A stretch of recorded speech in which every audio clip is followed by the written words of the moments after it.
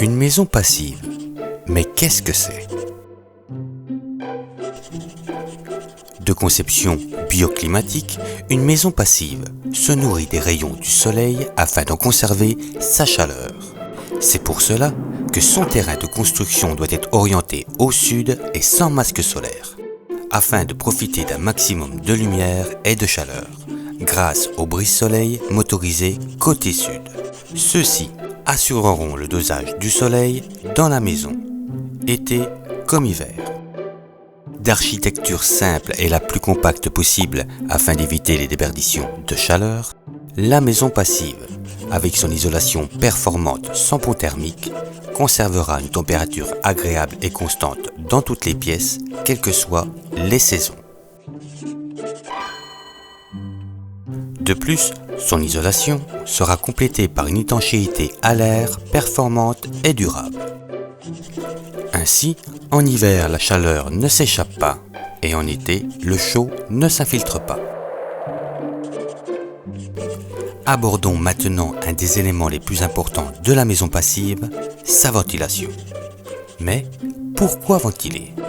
Pour que les occupants puissent respirer, évacuer les polluants et les mauvaises odeurs, et que le bâtiment reste sain sans humidité ni moisissure. Pour ventiler une maison, il existe 3 méthodes. La première consiste tout simplement à ouvrir les fenêtres afin de ventiler les pièces de la maison. Vous comprendrez aisément les inconvénients qui en résultent. Courant d'air, air froid en hiver, air chaud en été, poussière et pollen et bien sûr les nuisances sonores extérieures. La deuxième méthode, la plus courante actuellement, est la ventilation avec une VMC simple flux. Cette méthode consiste par des ouvertures au niveau supérieur des fenêtres et une ventilation à créer un courant d'air permanent, afin de renouveler l'air et d'évacuer les polluants de la maison. Plus performante que la méthode précédente, ces inconvénients sont sensiblement les mêmes. La présence de courant d'air, un apport d'air froid en hiver et d'air chaud en été, les poussières et pollens sont toujours présents.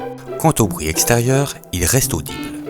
La dernière méthode, la plus performante, est la VMC double flux de la maison passive avec son filtre à pollen.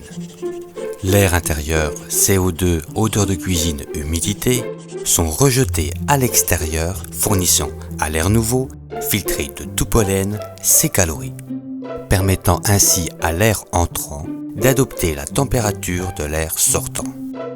Fini les courants d'air, plus d'air froid en hiver, ni d'air chaud en été, plus de poussière ni de pollen, et bien sûr plus de bruit extérieur.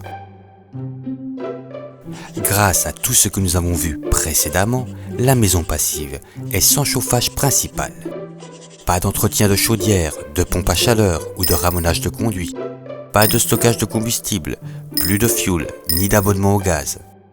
Et bien sûr, qui dit moins de consommation, dit un impact positif sur la nature. Une maison sans chauffage principal, confortable, économe, en adéquation avec la nature et ses occupants. Pensée et construite par des constructeurs de référence, c'est ça une maison passive.